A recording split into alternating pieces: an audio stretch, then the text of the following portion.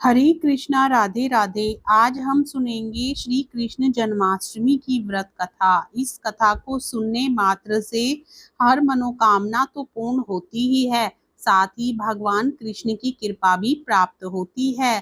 तो आइए पूर्ण श्रद्धा भाव के साथ जन्माष्टमी की व्रत कथा को श्रवण करते हैं। भाद्रपद कृष्ण अष्टमी को श्री कृष्ण जन्माष्टमी कहते हैं, क्योंकि यह दिन भगवान श्री कृष्ण का जन्म दिवस माना जाता है। इसी तिथि की घनघोर अंधेरी आधी रात को रोहिणी नक्षत्र में मथुरा के कारागार में वसुदेव की पत्नी देवकी के गर्भ से भगवान श्री कृष्ण ने जन्म लिया था। यह तिथि उसी शुभ घड़ी की याद दिलाती है और सारे देश में बड़ी धूमधाम से मनाई जाती है। जन्माष्टमी के दिन भगवान श्री कृष्ण की जन्म संबंधी कथा भी सुनते और सुनाते हैं, जो इस प्रकार है। बोलिए श्री कृष्ण भगवान की जय। द्वापर युग में भोजवंशी राजा उग्रसेन मथुरा में राज्य करता था। उसके आतताई पुत्र कंस ने उसे गद्दी से उतार दिया और स्वयं मथुरा का राजा बन बैठा।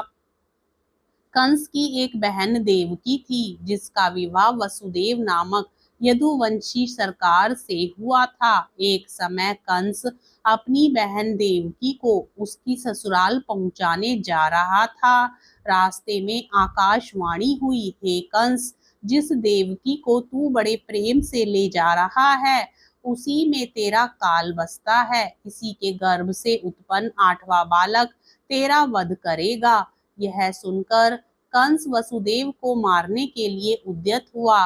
तब देवकी ने उससे विनय पूर्वक कहा, मेरे गर्भ से जो संतान होगी उसे मैं तुम्हारे सामने ला दूंगी। बहनोई को मारने से क्या लाभ है। कंस ने देवकी की बात मान ली और मथुरा वापस चला आया। उसने वसुदेव और देवकी को कारागृह में डाल दिया। वसुदेव देवकी के एक एक करके 7 बच्चे हुए और 7 को जन्म लेते ही कंस ने मार डाला। जब 8वां बच्चा होने वाला था, कारागार में उन पर कड़े पहरे बैठा दिए गए। उसी समय नंद की पत्नी यशोदा को भी बच्चा होने वाला था। उन्होंने वसुदेव देवकी के दुखी जीवन को देख 8वें बच्चे की रक्षा का उपाय रचा। जिस समय वसुदेव देवकी को पुत्र पैदा हुआ, उसी समय संयोग से यशोदा के गर्भ से एक कन्या का जन्म हुआ, जो और कुछ नहीं सिर्फ माया थी। जिस कोठरी में देवकी वसुदेव कैद थे, उसमें अचानक प्रकाश हुआ और उनके सामने शंख चक्र गदा पद्म धारण किए हुए चतुर्भुज भगवान प्रकट हुए। दोनों भगवान के चरणों में गिर पड़े। तब भगवान ने उनसे कहा, अब मैं पुनः नवजात शिशु का रूप धारण कर लेता हूँ। तुम मुझे इसी समय अपने मित्र नंद जी के घर वृंदावन में भेजाओ और उनके यहाँ जो कन्या जन्मी है उसे लाकर कंस के हवाले कर दो। इस समय वातावरण अनुकूल नहीं है, फिर भी तुम चिंता ना करो। जागते हुए पहरेदार सो जाएंगे, कारागृह के फाटक अपने आप खुल जाएंगे और उफनती अथाह यमुना तुमको पार जाने का मार्ग दे देगी। उसी समय वसुदेव नवजात शिशु रूप श्री कृष्ण को सूप में रखकर कारागृह से निकल पड़े और अथाह यमुना को पार कर नंद जी के घर पहुंचे। वहां उन्होंने नवजात शिशु को यशोदा के साथ सुला दिया और कन्या को लेकर मथुरा आ गए। कारागृह के फाटक पूर्ववत बंद हो गए। अब कंस को सूचना मिली कि वसुदेव देवकी को बच्चा पैदा हुआ है। उसने बंदी गृह में जाकर देवकी के हाथ से नवजात कन्या को छीनकर पृथ्वी पर पटक देना चाहा, परंतु वह कन्या आकाश में उड़ गई और वहां से कहा, अरे मूर्ख, मुझे मारने से क्या होगा। तुझे मारने वाला तो वृंदावन में जा पहुंचा है, वह जल्द ही तुझे तेरे पापों का दंड देगा।